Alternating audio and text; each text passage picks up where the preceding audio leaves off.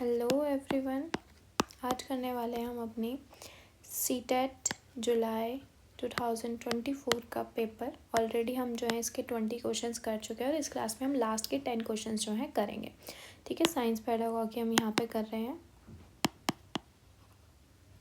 तो सबसे पहला क्वेश्चन आपका आता है, read the following statement and choose the correct option. इनमें से फॉलोइंग स्टेटमेंट आपको पढ़ने और बताना है कौन सा जो है सही ऑप्शन है। तो सबसे पहला क्वेश्चन आता है आपका, फोटोसिंथेसिस जो है एंडोथर्मिक रिएक्शन है। एंडोथर्मिक रिएक्शन क्या होता है, जो एनर्जी को क्या करते हैं, एब्जॉर्ब करते हैं। ठीक है, अब जैसे कि फोटोसिंथेसिस प्रोसेस आपका किसकी मदद से हो पाता है, सन की मदद से आता है। सन उसको जो है एनर्जी देता है जिसकी वजह से वो फोटोसिंथेसिस जो है कर पाता है। तो फर्स्ट स्टेटमेंट क्या हो गया आपकी, सही है। रेस्पिरेशन एक एक्सोथर्मिक रिएक्शन है, बिल्कुल सही। रेस्पिरेशन करते वक्त जो है हमारी बॉडी से जो है हीट रिलीज होती है, बट वो बहुत आराम से जो है स्लो एक्सोथर्मिक रिएक्शन है, तो हमें इतना जो है पता नहीं चलता है। तो आपका स्टेटमेंट 1 एंड स्टेटमेंट 2 दोनों क्या है, एकदम सही है। और एक्सोथर्मिक क्या होता है आपका, एक्सोथर्मिक वो रिएक्शन होता है जिसमें एनर्जी या बोल सकते हैं हीट जो है क्या होती है आपकी, रिलीज्ड होती है। ठीक है, तो आपका दोनों स्टेटमेंट ठीक है। आपका first option both S1 and S2 are true, तो सही हो जाएगा। अब आते हैं हम नेक्स्ट क्वेश्चन पे 82। Following the table depict colour changes. ये एक टेबल दी हुई है जिसमें हमें इंडिकेटर्स दिए हुए हैं। इंडिकेटर्स आपके इसमें जो है ये आपके एसिड और बेस को जो है आइडेंटिफिकेशन में मदद करते हैं। कलर चेंज हो रहा है, जैसे टर्मरिक अगर हमने एसिड के अंदर डाला तो कौन सा कलर चेंज होगा और बेस के अंदर डाला तो कौन सा कलर चेंज यहाँ पे होगा। ठीक है, वो यहाँ पे बताया हुआ है। अब वैसे ही चाइना रोज के ऊपर जो है पहले भी क्वेश्चन आ चुका है, तो मैं ये बिल्कुल बोलना चाहूँगी कि ये वाला टॉपिक आपका क्या है, एक इम्पॉर्टेंट टॉपिक है। ठीक है, डार्क पिंक। अब इसमें क्या है, हमने जब टर्मरिक डाला एसिड के अंदर, उसके अंदर कोई चेंज नहीं होगा। ठीक है, लेकिन वहीं हमने अगर वो बेस के अंदर डाला तो उसका कलर कैसा हो जाएगा, रेडिश ब्राउन। ओके, नाउ अगर हमने उसके अंदर चाइना रोज डाला तो कलर कैसा हो जाएगा उसका, डार्क पिंक कलर का। और अगर हमने बेस के अंदर डाला तो ग्रीन कलर का। ये हम पहले भी पढ़ चुके हैं पिछले पेपर में। फिनोफ्थलीन डालेंगे तो एसिड के अंदर वो कलरलेस रहेगा, वहीं बेस के अंदर वो पिंक कलर का हो जाएगा। मिथाइल ऑरेंज अगर हम एसिड में डालते तो वो रेड और ऑरेंज कलर का होता है, और क्या बोलते हैं बेस के अंदर वो क्या होता है, पिंक या येलो कलर का देखने को मिलेगा। तो इन्होंने क्वेश्चन में पूछा है ABCD क्या है। ए तो हमारा रेडिश ब्राउन हो गया, बी हमारा ग्रीन हो गया, रेडिश ब्राउन ग्रीन। थर्ड हमारा colourless and fourth is your orange. तो आपका ऑप्शन 1 क्या हो जाएगा, इसमें सही हो जाएगा। Okay, now the next question is the colour of flame. जो कलर होता है फ्लेम का वो किस पे डिपेंड करता है, जो कंबस्टिबल सब्सटेंस है। कंबस्टिबल सब्सटेंस कौन से होते हैं, जो आपके जिनमें जो है भाई जलने के कैपेबल हैं, उनके उसके ऊपर डिपेंड करेगा उसका नेचर क्या है। ऑक्सीजन सप्लाई कैसी है उस पर डिपेंड करेगा, टेम्परेचर ऑफ द सराउंडिंग पे। तो मैं आपको बताना चाहूँगी, एक तो जिस चीज़ को हम सब्सटेंस को जला रहे हैं उस पर डिपेंड करेगा, और उस वक्त ऑक्सीजन सप्लाई कैसी है उस पर डिपेंड करेगा। ठीक है, और टेम्परेचर से उसका कोई लेना देना नहीं है यहाँ पे। तो आपका A एंड B आपका क्या हो जाएगा, सही आंसर हो जाएगा, option 3। Now the next question is 84th। Which of the following factor are responsible for generation and flow of wind. Earth के ऊपर जो विंड जो फ्लो होती है और जनरेट हो रही है वो किसकी वजह से होती है। Uneven heating of the earth, uneven heating of the ocean, distance between the earth and the sun, या फिर ग्रेविटेशनल जो फोर्स है अर्थ के ऊपर उसकी वजह से होती है। तो अब जो हमारी अनइवन हीटिंग है आपकी, एक तो ये अनइवन हीटिंग की वजह से क्या होता है, आपका जो प्रेशर है वो क्या होता है, चेंज होता है। ठीक है, प्रेशर चेंज हुआ। अब अर्थ पे क्या है आपका, एक लैंड है और एक ओशन है। ठीक है, अब लैंड और ओशन पे दोनों में हीट जो है एब्जॉर्ब हो रही है। ठीक है, एब्जॉर्ब होने की वजह से उन दोनों में चेंजेस आते हैं, और जो है आपकी हीट जो है क्या करेगी, लोअर टू हायर की तरफ जो है विंड जो है आपकी क्या करेगी, फ्लो करेगी। आपने पढ़ा भी होगा लैंड ब्रीज सी ब्रीज, जैसे ही आपका लोअर से वो हायर की तरफ क्या करेगी, फ्लो करेगी। तो uneven heating of the earth and ocean की वजह से जो है ये रिस्पॉन्सिबल होता है आपका लैंड ब्रीज सी ब्रीज वाला। यहाँ पे याद आ रहा होगा आपका वो चीज़, यहाँ पे जो है हम उसके बेसिस पर हम इसको आंसर दे सकते हैं। ठीक है, तो इसका जो सही आंसर है वो आपका क्या आएगा, A एंड B ऑप्शन जो है आपका सही आएगा। ओके, अब और क्या कह सकते हैं हम, क्या चीज़ किसकी वजह से होता है, जैसे कि हमें पता, ये तो मैंने बता दिया आपको, अर्थ हमारा लैंड और वाटर है, दोनों ही चीज़ें जो है सन रेडिएशन को क्या करती हैं, एब्जॉर्ब करती हैं, ठीक है, जिसकी वजह से हॉट रीजन हो जाता है और आपका कोल्ड रीजन क्रिएट हो जाता है। अब क्या करती है, जैसी हवा हीट होती है तो प्रेशर डेंसिटी क्या हो जाएगी, उसकी डिक्रीज होगी, और एयर जो है कौन से एयर जो है high pressure to lower pressure की तरफ क्या करेगी, जाएगी, ठीक है, एयर फ्लो करेगा ये, ठीक है। और यही इसका आंसर था। अब आता है हमारा नेक्स्ट क्वेश्चन 85 आपका। एटॉमिक नंबर है ए का 13। अगर आपको अपनी जो है टेबल याद होगी, पीरियोडिक टेबल, तो 13 आपका जो एटॉमिक नंबर है वो किसका है, एल्यूमिनियम का, ठीक है। और ये आपने शेल फिलिंग याद होगा, इसमें कैसे फिल होता है, 288, तो यहाँ पे 2 आ गए, फिर यहाँ पे आपके 8 आ गए, एंड 10 हो गए, तो 1 2 3, लास्ट में आपके 3 बचते हैं, ये एल्यूमिनियम का था। वहीं आपका क्लोरीन का कैसे रहता है, यहाँ पे 2, फिर अगेन 8,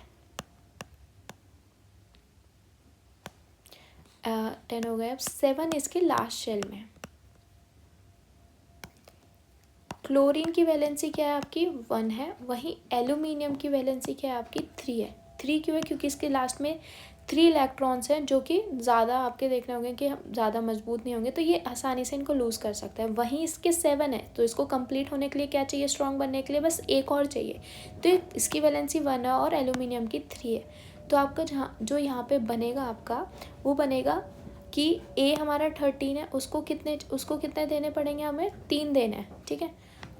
वो तो 3 दे देगा, किसको देगा, अपने क्लोरीन को दे सकता है वो आराम से, लेकिन क्लोरीन को एक ही चाहिए, तो उसको कितने देने पड़ेंगे, उसको एक, क्लोरीन के आपके 3 आ जाएंगे यहाँ पे, ठीक है, और एल्यूमिनियम को तो एक ही रहेगा, ठीक है। तो आपका AlC3 यहाँ पे क्या हो जाएगा, फॉर्म हो जाएगा।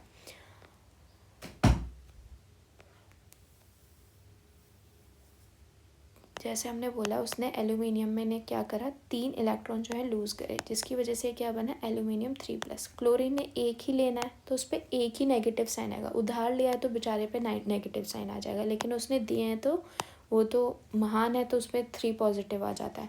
अब इन दोनों को बैलेंस करना है आपको, ठीक है।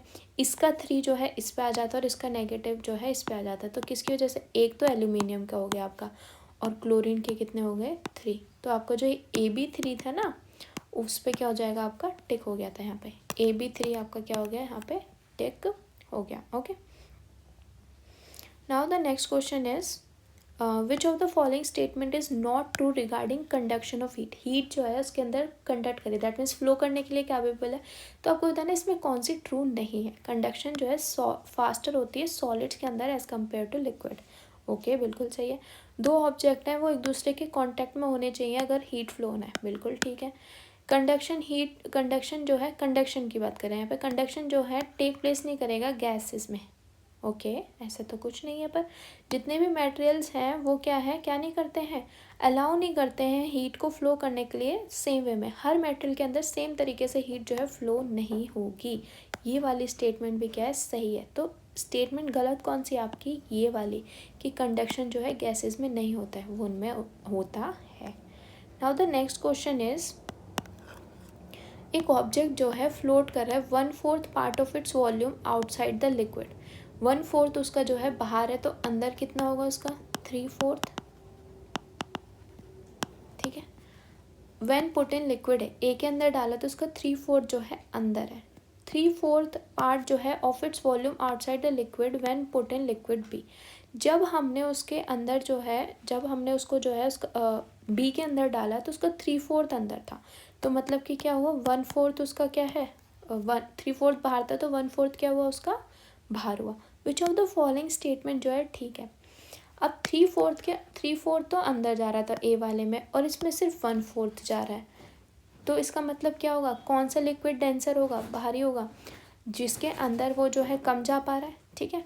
कम किसके अंदर जा रहा है, वो बी वाले के अंदर, तो आपका ऑप्शन पढ़ लेते हैं पहले हम।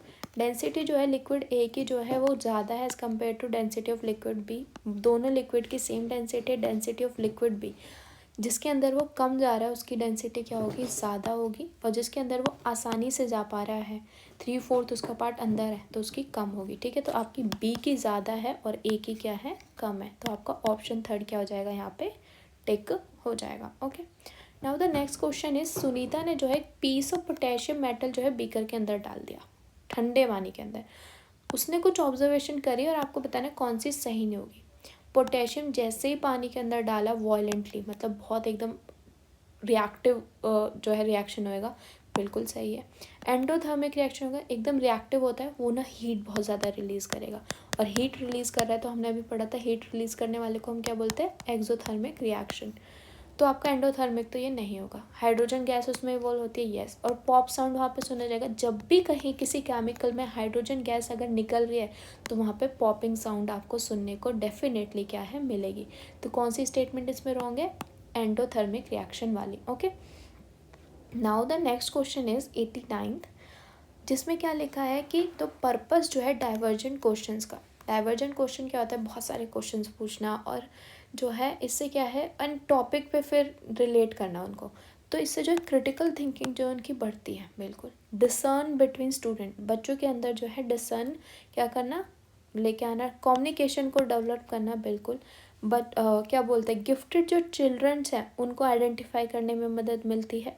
ऑल्टरनेट कॉन्सेप्शंस को, ऑल्टरनेट कंसेप्शन, कोई मिसकंसेप्शन है बच्चों के अंदर, कोई इन्फॉर्मेशन पूरी नहीं है जिसकी वजह से उनके अंदर ऐसे आइडियाज है, उनको आइडेंटिफाई करने में मदद करती मिलती है। उसके बाद है लास्ट, सब्जेक्टिविटी जो है साइंस की, उसको क्या करने में मदद मिलती है, साइंस के अंदर अप्रिशिएट करने की to appreciate subjectivity in science. Okay, discern का मतलब क्या होता है आपका, फाइंड आउट या रिकॉग्नाइज करना।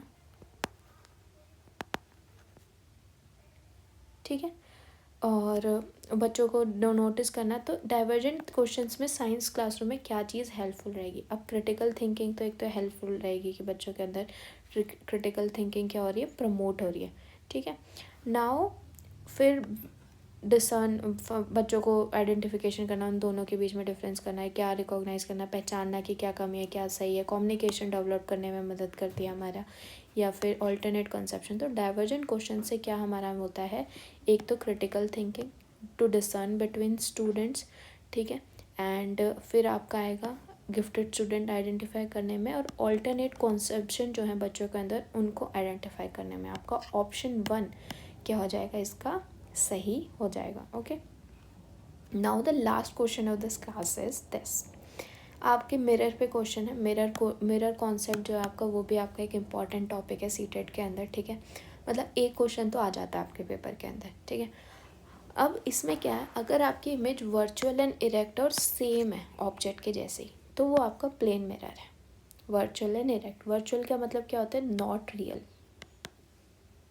ठीक है, इरेक्ट का मतलब क्या होता है, सीधी।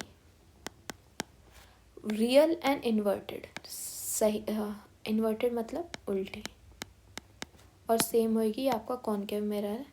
फिर रियल एंड इन्वर्टेड है लेकिन एनलार्ज इमेज, कॉन्वेक्स तो एनलार्ज इमेज नहीं बनाएगा, तो ये आपकी कॉनकेव मिरर होगा। वर्चुअल एंड इरेक्ट है एंड डिमिनिश मतलब ना के बराबर, ये आपकी कौन सी होगा, कॉन्वेक्स मिरर होगा। ठीक है, तो आपका ऑप्शन 3 इसमें जो है क्या होएगा, सही माना जाएगा। ठीक है,